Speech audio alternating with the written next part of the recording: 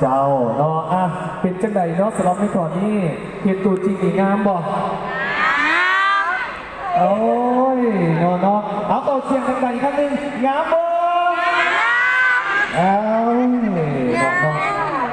เดี๋ยวจะไปถ้าเอาผมเจกน้ำกันเนาะสบายดีน้ำกันอีกครั้งหนึ่งเดี๋ยวสำหรับในตอนนี้มาภูมิน้ำกันแล้วเนาะแต่เรื่องในว่าสีมาสัมภาษณ์น้ำกันก่อนเนาะมาหนีเอ็นว่ามางานกับเขาวิ่งฉันมอเตอร์โชว์2019แล้วก็หาคนนี้มาคนที่เราเขาหนีมาจะเพื่อแล้วมาเพื่อนแล้วอ๋อเนาะมาเพื่อนนี่มาลิ่มบ่หรือว่ามาเที่ยวมาเที่ยวมาไปพักตรงคืนไปแดงโอ้ไม่ใช่มาเที่ยวค่ะเนาะรู้สึกว่าแฟนคลับหลายคนเกี่ยวน่าจะถามเราไปบนไหนเนาะนี่ก็ราคาอยู่ตรงไหนคะยกมือขึ้นบ้างผู้ใดยกมือขึ้นน้องสิได้ของรางวัลคำว่าของรางวัลโมคอยมากเลยเนาะได้ว่าได้มาเราในครั้งนี้นี่รักกับมางานของเราแล้ว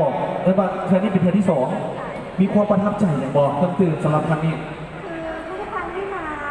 สปป.ลาวนะคะก็จะคิดถึงตลอดเพราะว่าจะรู้สึกว่าเวลามาเวียงจันทร์เนี่ยก็จะอยากได้นู่นได้นี่กันไปหมดแล้วเมื่อเช้าเมื่อกี้ที่แวะตลาดเช้าจัดผ้าสิ้นไป2 ตัว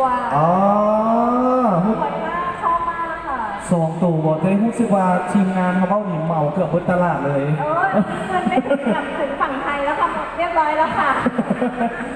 พวกเป็นอย่างแฟนคลับออกเงินให้ได้โอ้ยแล้วก็ตอนนี้อีกอย่างหนึ่งที่อยากมากๆเลยค่ะอยากไปทานส้มตำถ้าใครมีร้านอร่อยมาบอกเลยนะเอาแบบว่าแซ่บๆเลยเอาแบบแซ่บๆเนาะมีไผ่บ่มีไผ่เปิดนั่นแต่บักฮุงบ่มีบ่ยืดใส่ยกมือขึ้นมึงดูใส่ร้านใส่ยืดใส่ทานสบายดีสบายใจตดไปเลยนะคะเราเป็นวันต้องปล่อยห้านี่กินฟรีมันบ่เดี๋ยวสำหรับตอนนี้มาเห็นเรื่องว่าคนในพี่น้องชาวลาวและกับแฟนคลับแล้วในตอนนี้นี่อยากให้ทางสามอันตีเปิดขึ้นมาคุณงามเลยทักทายสบายดีเป็นภาษาลาวเนาะเดี๋ยวได้ก็ได้บอกให้ก็ได้ทักทายสบายดีเลยสบายดีค่ะสบายดีค่อยมีชื่อว่าตะตีบพูดตามได้ไหมได้บอกน้ำกันเด้อบัดนี้บอกน้ำกันเด้อบัดนี้เนาะทักทายสบายดีทักทายสบายดี